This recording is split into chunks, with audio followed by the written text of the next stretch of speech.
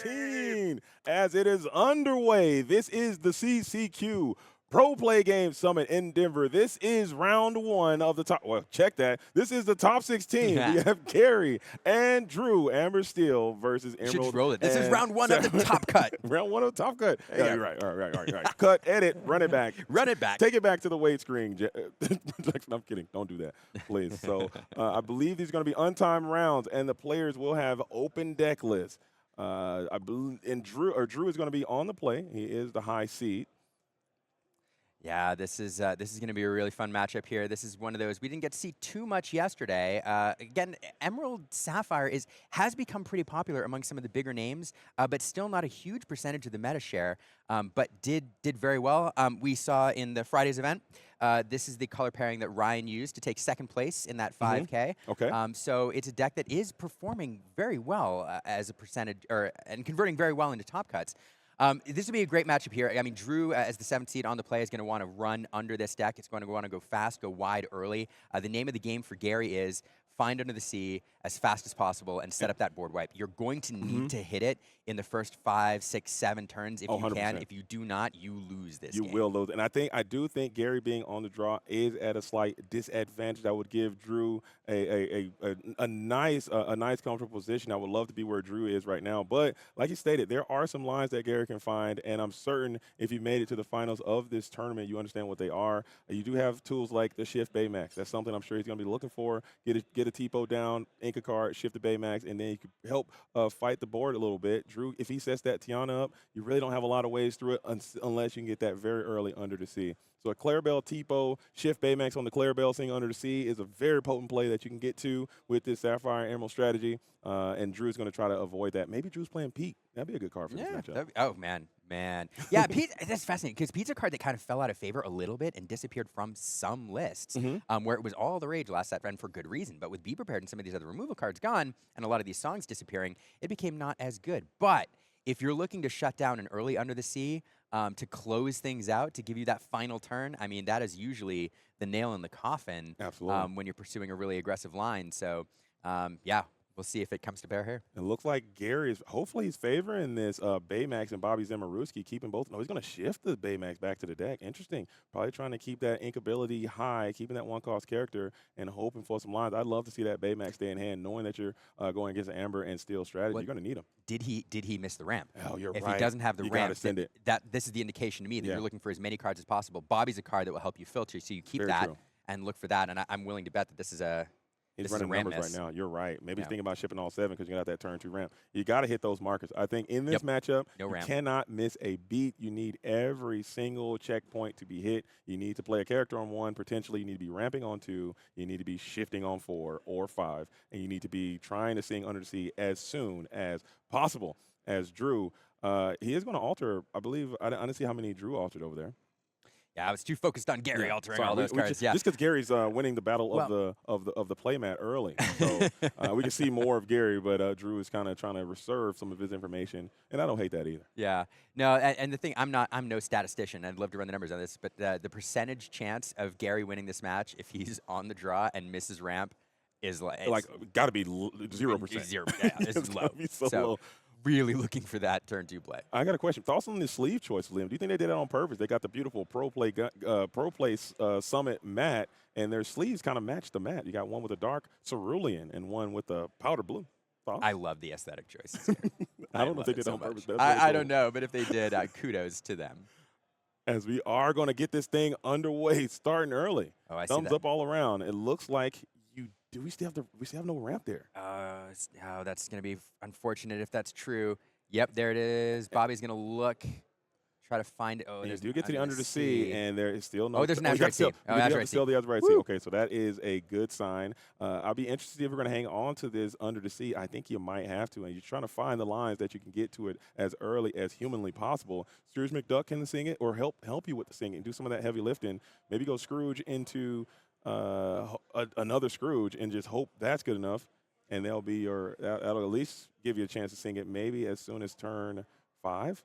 Yeah, I mean, heads held high, heading to this card pile here. It's a card great when your opponent has a lot of strength on board, but here you can probably do the work you need to do with just the Under the Sea with a lot of these low strength characters. So, and you hate to send it away because you're going to need that Under the Sea. You want to find it a few Mhm. turns later, but you're right. I think good to hold on to it. Back to the other side. Here comes Mr. Arrow. That Mr. Arrow. I always say RIP to Mr. Arrow. He did nothing wrong. And I think Nothing his every time I see Scroops, I just want to tear it up for what he did to Mr. Arrow. He inked that Clarabelle. We will sell the Azurite Sea to get a little draw in and pay another ink. Probably put another You're Welcome down. Oh, interesting. I was going to ink the Clarabelle. Maybe you're going to need that You're Welcome, huh? To kind of help thwart off some heavy questing characters. Get that Tiana got off the board. Set up your Clarabelle shift, maybe. And just looking for that Under the Sea here. Now, at first turn, Daisy would have been especially problematic. Luckily, a little slower here. Boom, there goes Ooh. Bobby. Fire the cannons coming back from set one, removing Bobby from the board. That universal shift target perhaps no longer available. Although he's done his job, let you filter a little For bit. sure. Help you find your Under the Sea. And I'm telling you right now, that Fire the Cannons has been looking phenomenal in this Amber and Steel strategy. We saw it on stream all day, having some great effects, really throwing your opponent's tempo off, allowing your Aurora to maintain its position on the board, being able to quest freely. I think that card is great. I think players need to look more into this Fire the Cannons, especially against the Sapphire Amethyst strategy, surprisingly. Here comes Rhino, 1/16th Wolf. This card is a really fun first turn card. It is a shift target, and its ability also comes into play later in the game. Of course, here not doing any strength reduction, or at least it doesn't matter. Followed by Scrooge McDuck on Gary's side of the board. That well-statted 5/5 for 4. I love me some Scrooge McDuck. And what Gary needs, he needs the Scrooge to live, and he needs to play another Scrooge. He needs that one also to remain on the board, and you need to not get strength. You have the strength in hand already, so you need both of these Scrooges to survive. He cannot challenge this turn. And because you got to get this Under the Sea to go off here relatively quickly, even though Drew's only climbing up to 8, only, I say. And that inability to challenge there is huge. Here comes another McDuck, and ooh, I okay, love you're that, welcome. actually. I don't hate that. I Beautiful don't play. hate that either. Get that off the board now.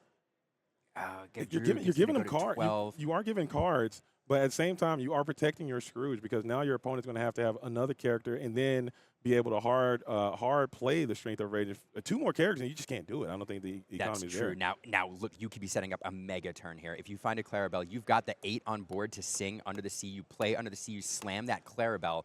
Giving your opponent 2 cards always feels bad, unless you're going to benefit from it as well. Yeah.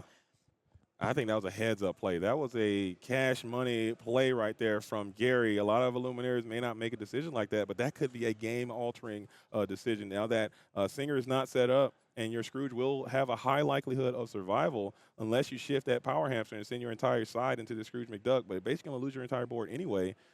Yeah, I mean, this Great turn. You're telegraphing the Clarabelle by doing that, right? And so now Drew's in a tough position because he's like, I see the 8.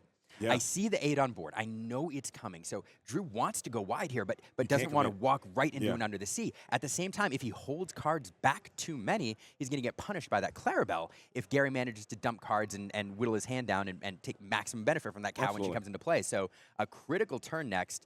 Let's see how Drew navigates this. Imagine if that was a... Ooh, that's how you do it. You counter the Under the Sea. Bam, bam.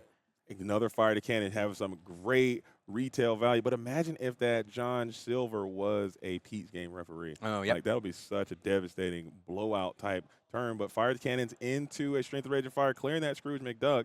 Now you are getting into that 6-ink turn, and you have the ability to start getting loose and active with this John Silver, who can turn this thing over, as I believe Drew still has a pretty healthy hand. Yeah, so here's the challenge. So we are going to challenge in. We're going to remove that. That's you start doing a little control. Now you do have that John Silver you can slam down, force the character to get reckless. But look at the hand, though. We have a little bit of a challenge because we have Baymax, which is uninkable, Under the Sea, which is uninkable, so and can't even get that to it, John huh? Silver. So we can't do anything. We're in an inkable crunch right man. now. And we're just going to probably have to pass the turn here. Brutal. Feels really Well, bad. You could. I mean, I think it almost might be of your benefit is you go ahead and ink that John Silver, huh? Let's get that Baymax into the field of play and just have another Singer line established, because you just take a turn off, I think that might be at your detriment. So these are very, very tough choices.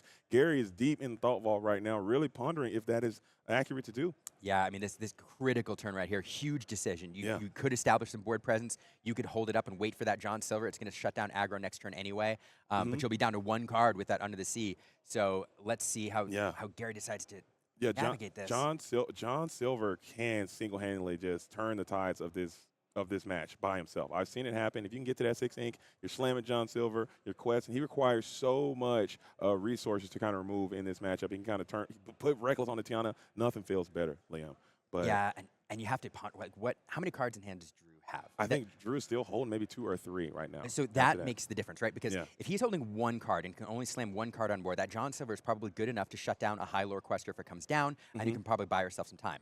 If Drew's sitting on 2 or 3 cards, and you know you can't get to that under the sea without the singers, and Drew is able to slam 2 or 3 cards going wide, that John Silver no longer as palatable. So And he does it. Oh, he pulls it out. He says, "You know what? I'm a halt. I'm a halt. We're gonna halt action here." What do you think about that? It depends on cards in Drew's hand. That's the calculation here. So Yeah. now it opens the door because Drew knows that Under the Sea is not a possibility this turn unless I'm missing a play line. Whatever. So he's free to go wide here and try to shut this down.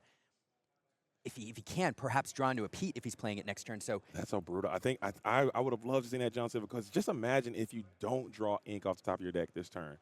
You just took an entire turn off for no reason. That is a huge gamble. I'm sure Gary is a great player. He's in tune with this deck. He did the numbers. You saw him on the ceiling playing chess, doing the calculations there, and he came up with it's time to just pass there. and maybe punish for it. So looking over on Drew's side, Drew's doing the math because he has a Daisy Duck in hand. He also has a Lady, and I didn't see what the other card is, but if he could go 3 characters here and get 6 or 8 lore on the board, Yeah. because he'll go up to 14 this turn if he wants to quest it out. He does make himself vulnerable to the Scrooge Crackback, but want to get value out of the characters before the Under the Sea is opened up. So Drew trying to decide here, do I go wide? Do I just dump everything and hope I can win before that Under the Sea comes out? I say you send it. Yeah. I am. This is why I'm here in the booth, because I can't handle these types of decisions, because they will haunt me for the rest of my days. And because if you do send it and you do get hit with a John Silver and you can't quite quest out, and then they hit you with Under the Sea, then you lose from there. But if Gary is to come back this next turn and draw an uninkable card, you just feel so miserable. I think that just feels so bad, that you could have had that Under the Sea being represented and being a huge threat, and then Pete comes down and jams you up anyway. I don't know. There's so many variables to think about as we are getting those glimmers moving, getting up to 14. Hamster and Aurora are going on a little mini quest. Here we go. That'll be the Daisy, We're and there's flooding. the Penny. Okay. So here it is. That is game on board. Now, Gary does have a challenge, like he'll be able to close down that game. And an uninkable card. Like Oh, this. that feels so bad. So here's the play he would have done last turn.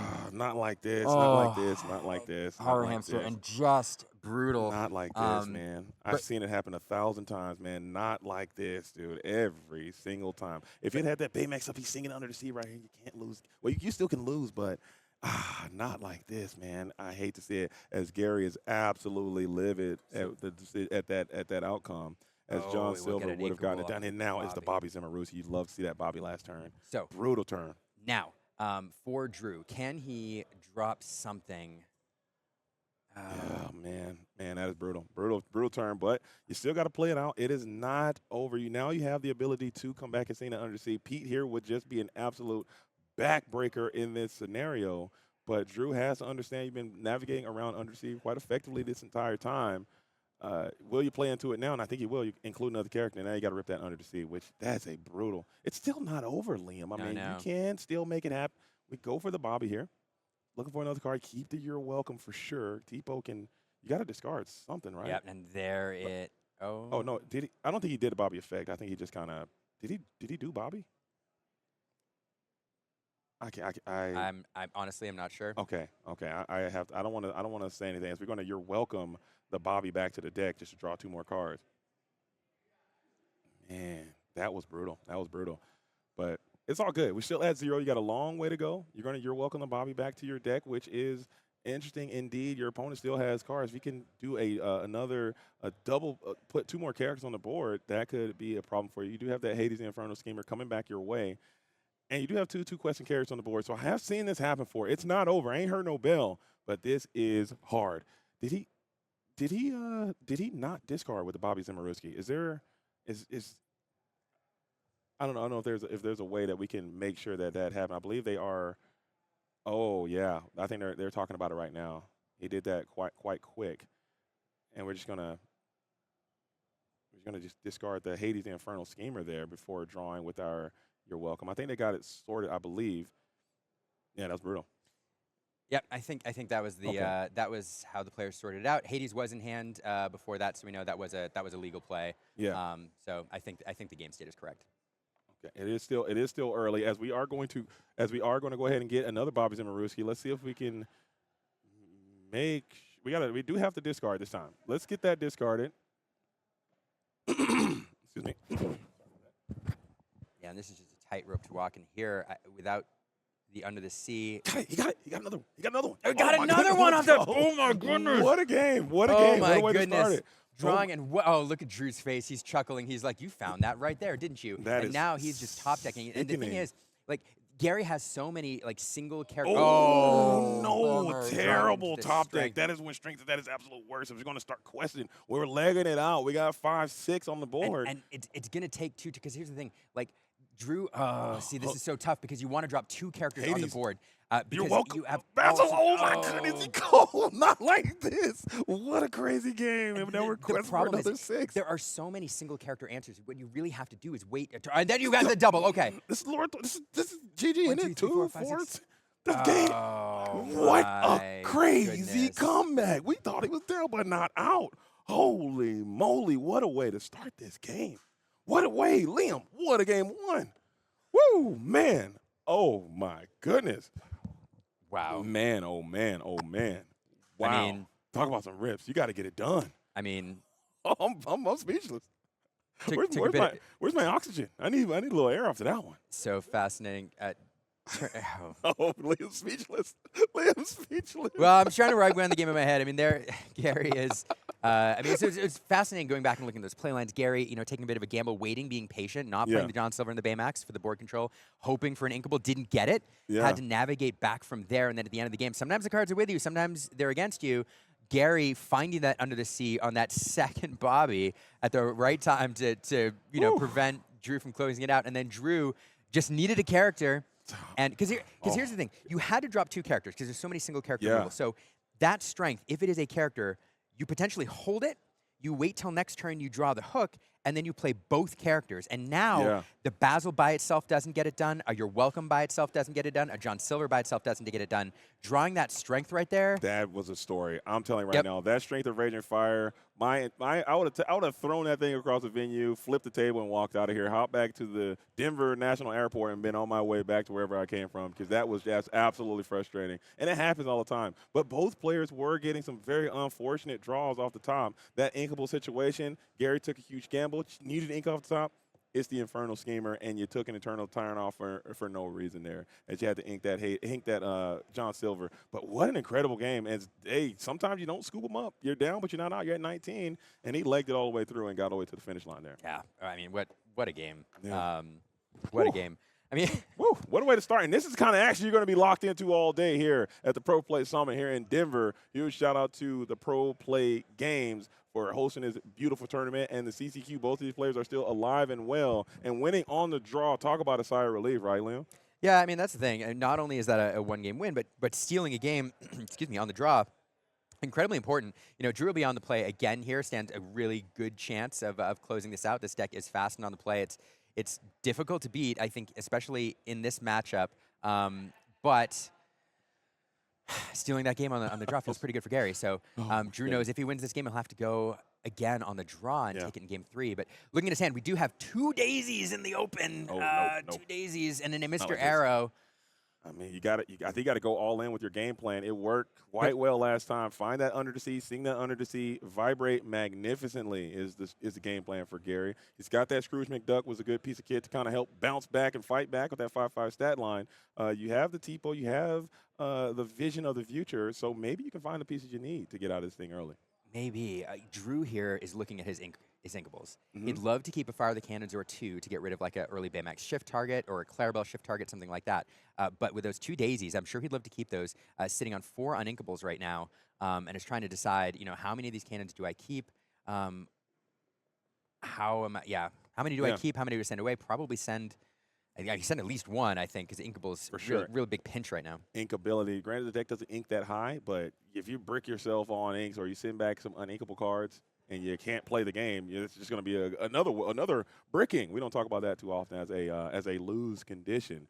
as we are underway. But talk about a card, man. That Bobby Zemaruski. I think I'm looking at the different cards as I watch to try to figure out what the best version of this deck is going to be. Cards I think are overperforming, cards that might not be cutting the mustard. Bobby Zemaruski might be a mandatory for a staple type B in this unique strategy. He plays a huge role in doing a multitude of various things. Again, huge shout out to Pandemonium Heart. I know he plays a lot of Sapphire and Emerald strategy, and he does play the Bobby Zimmerus. He plays the Pleakley. He has a very unique build. But seeing what all these different minds come with on their own, and then you can pick the best things and what works and what doesn't work. I mean, I don't know. I think the deck's phenomenal, man. It's a terrifying deck. And I hope it doesn't become the most meta deck because it's just abysmal to play against.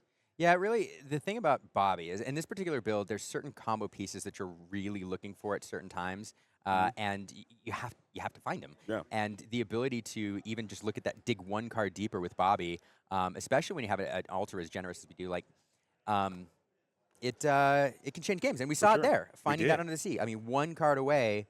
One card deeper finds you the game-winning card you need. He only costs one. You can shift the Baymax on top of him. You can play him after the Sail the Azurite Sea. You can dig. You can also use the Basil, and then you can bounce him back to your hand a little bit later on as well. So we can get it going as we're going to start this.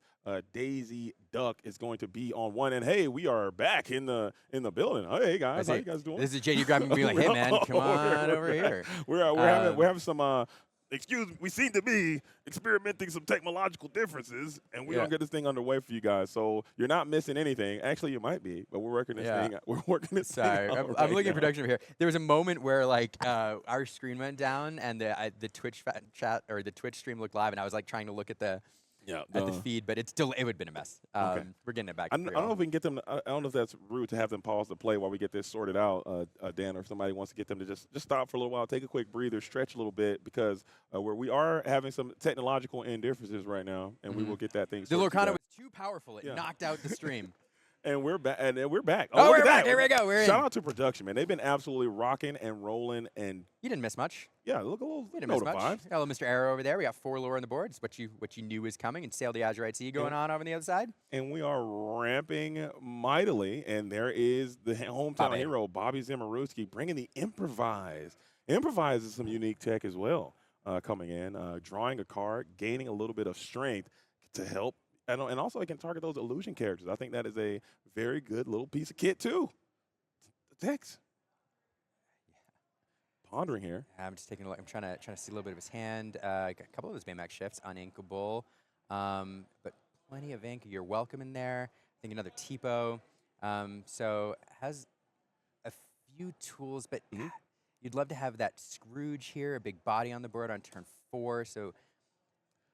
And we are going to kick one of those Baymaxes. Interesting. I'm a Baymax hoarder. I love Baymax probably too much. I love him in this matchup because he feels like you have almost that rush type effect that you used to have in with the Maui Hero to All. He's gone, but we're able to shift and then rush in. Can't shift if you don't have a shift target. You're right. As Bobby would say, he is busted. That's pretty good. That's pretty good. That's so good. We're busted. Principal Mazer. Principal Mazer. That's pretty good. And now you have those painful decisions. Do you try to put out another potential shift target? That's a pretty decent one, as Clarabelle is going to represent a nice little shift line as well. Or you can set up that Scrooge McDuck. I think you need that well-statted body on the board right now to help combat this aggression. It's Clarabelle going down to the Inkwell. Yep. We're ramping that Tipo. Interesting indeed. Send another Baymax down. We're going to hit a You're Welcome here. Nope. Vision of the Future. Looking for something. I'm looking for that guy right there. Both Silver. Of those pirates. He grabbed it so fastly. I'm looking for that space pirate, John Silver, who has probably the most tags I've seen on a card. He's a captain. He's a pirate. He's an alien. He's a villain. And he is Storyborn, I believe. Insane all the handles down there. Now, that does 2 things for you. If you can get him on the board, he does shut down the aggression, but it also sets up the Singing Under the Sea if you can find it, getting that 8 cost on the board there. So we'll find that Tipo off the top and a Basil off the top. So digging 2 cards deeper, looking for that Under the Sea because I don't think he has it. But you can't sing if Tipo's not on the board. Farther Cannon's coming down, setting him away. And there's the Dock hit at the perfect time. So now 7 lore on the board. This is impressive. 1/16th Wolf. As well, it's just all the things. We are nowhere close to Singing Under the Sea. Yeah, we're going next here. And that is what the Amber and Steel strategy is doing the most. This is when they're just like, okay, Get me out of here. This is the doomsday situation that people have been dooming about. Look at Drew. He's doing what Amber Steel players do the best, trying to not like pop off or like trying to like look cool. Like, oh man, there's nothing you can do about this one. Look at him. Look at him over. Look at Drew over there. Yep. Look at him. Look at trying to be inconspicuous right there. He's like looking around. They're just I love it. I was like, I'll let you think this through. Yeah, you got nothing on this one, pal. We're going next. Okay, those cards aren't going to change. Okay, you're not getting out of this one. Unless you can. I mean, we saw a miracle happen in that last round. John Silver, could that do something? 1, 2, so John 3, Silver 4? shuts down the win this game. It'll get you another or turn. win this turn, rather. And so that buys you time. But the problem is you're still one card away. If this was turn 7, you hope to draw on the Under the Sea. You hit that with that 8 ink. But you're going to be 1 turn off from that. Instead, Tipo coming down here. You're welcome, that Daisy. That's another way to do it. Oh, man, and we are going to do it, sending the Daisy Duck back to the Daisy deck, drawing 2 cards, and this does feel bad, but it'll, and that Tipo, I mean, I don't, just imagine that Tipo didn't get cannons. You could have at least had the ability to present a song under the sea line, but again, just showing the power of that Fire the Cannon, that card is just huge. great, man. Cannons was great. Huge I think it's really good right now. I mean, you had another turn for it to delay that, but getting that Tipo off the board, huge, because you're shutting down the out. Yeah, and the shift as well. Yeah. Tipo can do some backup vocals on that Under the Sea. That's his new ability, as you're going to get 2 new cards, and we're just kind of extending the inevitable here. I think this might be too long in the tooth for Gary. But again, Gary's not a quitter. He found it last time. I thought it was over for Gary before. He made me a believer. Yeah, I'm just going through the possible lines, and there's just Under the Sea is the out, and 1, 2, 3, 4, 5, 6, 7. If you draw it here, you can ink and play it and survive with no P. That is true. That is true. Look at that. There he is. He's like, heart of the cards, heart of the cards. Yeah, that Tipo did give you that extra ramp. That's right. So you will. So plant but you can't. No, you still can do it. You can slam the Tipo into the guard dog, and it was not the Under the Sea. Nope. It is going to be the Clarabelle. Light on her hooves is going to be the card. This is where you want to, like, okay, JD, are you in this match? Do you flip that top card and see if it's the end? Do you keep looking and see how far the Under the Sea was down? I never do that. I used to do it, and guess what, Liam? It's always like the next card. It's always right. And it just started to just make me so mad that I just stopped doing it. I just pack them up and go next and say, you know what? I wish I could have got it. There it is. So we are going in. This is game number 3. What you always wanted, a game number 3, and here it is again. The top tables. We'll get you those results to you guys as they come in. But right now, I believe all the games are still active and underway. Nothing significant to report here, so we'll have that updated to you guys. But if you're just tuning in, here are the top 16 players, and here is the deck list spread of the decks that they brought. Again, as Liam was talking about earlier in the interim of the game, Amethyst Steel nowhere to be found in the top cut event. Skunked in the top cut. Yeah, brutal. It did not show very well in this tournament, which is a huge, huge surprise to me. Surprise. Yeah, a huge surprise. You don't even see one or 2 make it in. If you'd have told me at the beginning of this tournament that Ruby Steel and Amethyst Steel would have the same amount of decks in the top 16, I'd have called you a liar. Okay, Ruby Sapphire. So you're trying to tell me the story? The Ruby Sapphire, Ruby Steel, Amber Ruby, and Amethyst Steel had the same conversion rate in this tournament? It did even worse, right? Because Ruby Steel didn't even try, and it didn't make the top cut. Amethyst Steel tried so hard and just didn't make it. So Ruby Steel performing better at this tournament. Amethyst Steel. That is so shocking to me because I couldn't walk past a table and not see someone playing Amethyst Steel. I just couldn't see it.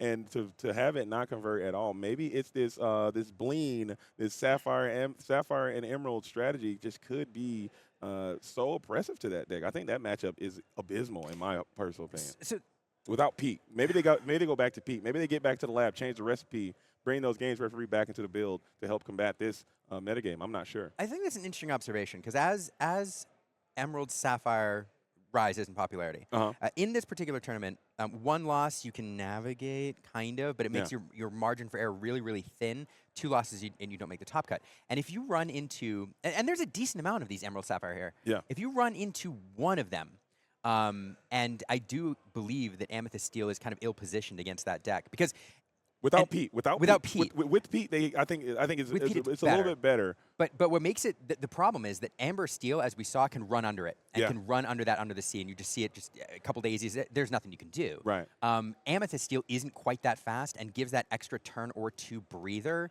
in order to get to that board wipe condition, whether or not it's the under the sea pure or under the sea paired with heads held high.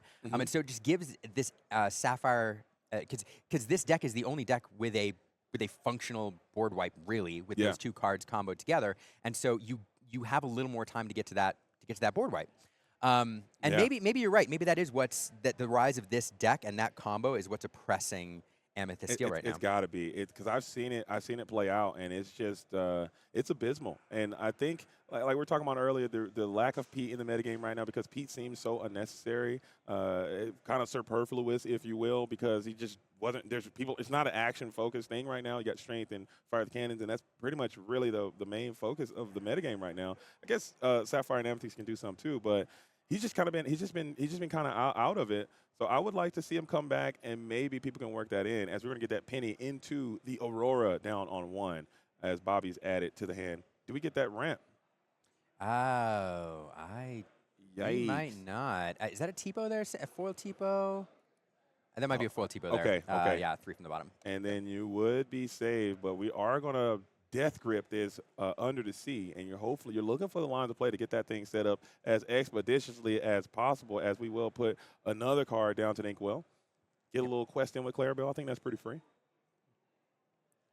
And back. I mean, if your aggro opponent's challenging into you, you're in a good place. You're absolutely loving it, and this is a great spot again for Gary's representing two potential shift lines for this Baymax, who can come in on the Clarabelle or the Tipo in this scenario, and then you can potentially sing the under the sea if you do have that available shift. You don't have it.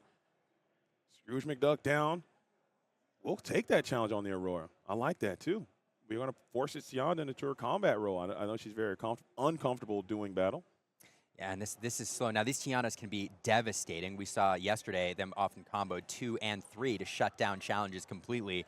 They can be really menacing, but when your opponent's threatening under the sea, build up those Tianas. Yeah.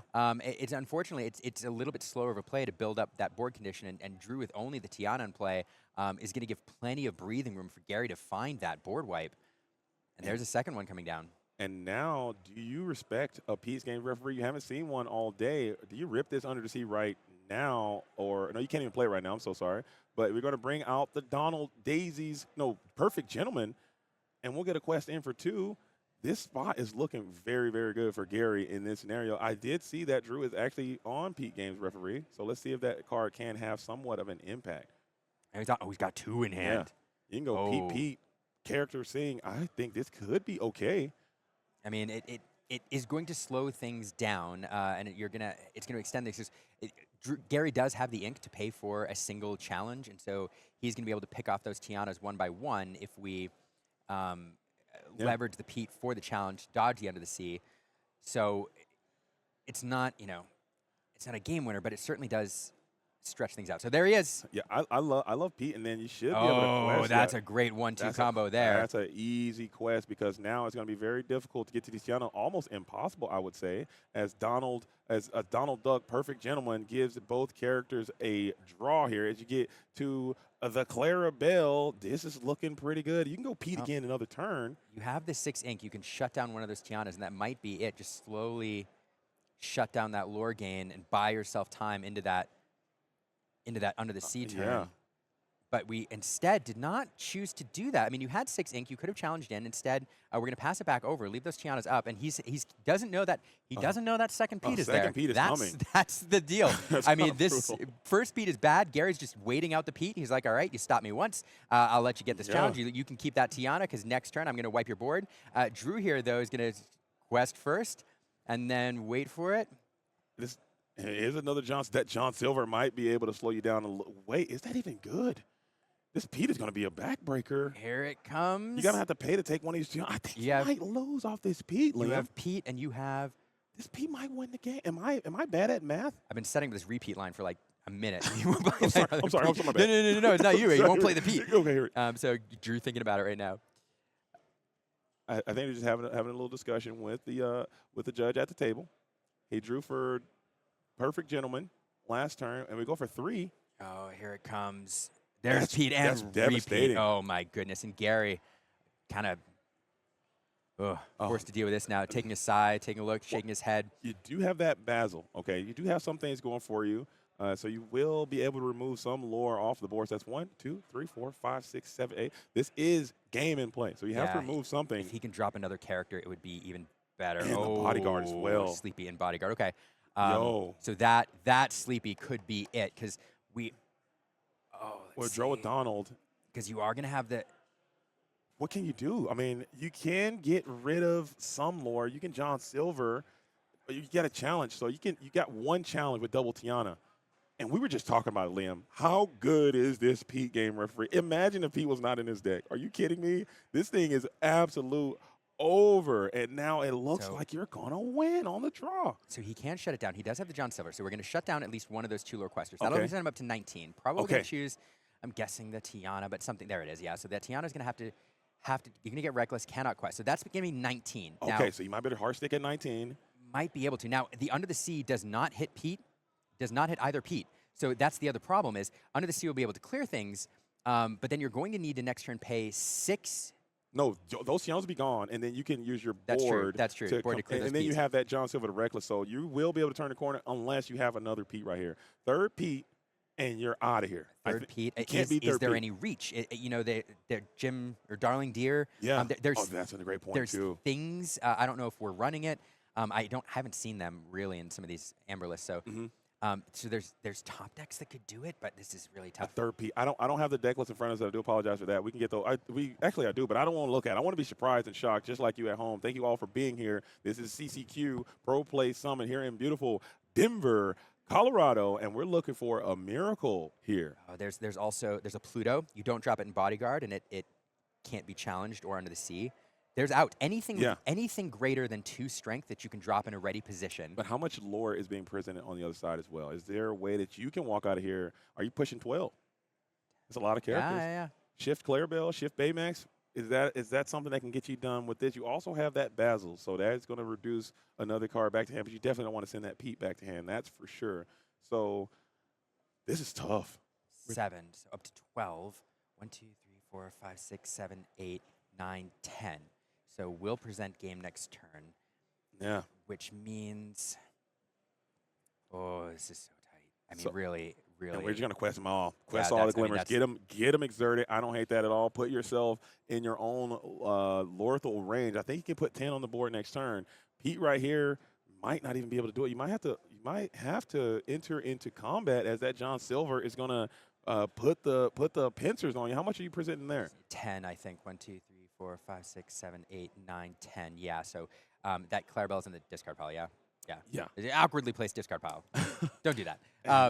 So you will have to engage in combat, it seems, just to clear some lore. And Tiana luckily, is reckless. Tiana has to anyway, so you can clear off that 1 lore. So now that's 9, so it's not presenting game next turn, and really a free, perfect challenge that because you had to challenge anyway. So you still 1, 2, 3, 4, 5, 6, 7. Up to 19. It looks. I didn't see the draw. There's some very good draws that could shut this down, and I don't see what it has. Because you know you're losing your board. Okay, your board's gone. Pluto, anything that will stick beyond the Under the Sea, anything. Your board. You can almost assure yourself that this Under the Sea is coming. 100%. A Strength of Raging Fire on one of these Petes wouldn't be that bad either to just clear this John Silver, who is going to be a menace next turn if he can quest. That's another thing. Yep. You're right. My out won't do it. Yep. Yeah. This John Silver will give you some more reckless next turn, as we're going to send the card to the bottom very quickly. Thinking about it. Never mind. Hold up. And I think he's thinking about the math of those Petes, leaving them upright, but just not. If you play a Pete here, I still like your spot a lot. I like what you're cooking here. If you can slam another Pete Games referee, you're sitting at 3. Oh, that's 4. Oh, it is the Pluto. Okay, but I thought this was the out. I thought this was the out, but you're right. That Reckless is going to be a problem. And we're getting one again with the perfect gentleman. You can almost assure yourself that the Under the Sea is coming. Although, wait a minute. Wait a hold. Oh, that's it. That's Oh, he it. had the Baymax That's shift. a universal shift. That's it. Oh, that is game. let's Oh, get there it is. It shifts on. That's the extra lure. That's the reach. There's the handshake. Oh, my goodness. Stalling out again at 19 twice. Stalling out at 19 twice. Once on the play, once on the draw. that's And he has the under the brutal. sea and the basil, so he's showing him the other control. And, man, those That Pete is Games brutal. referees almost sealed the deal. And I think, JD, to your point earlier about the reason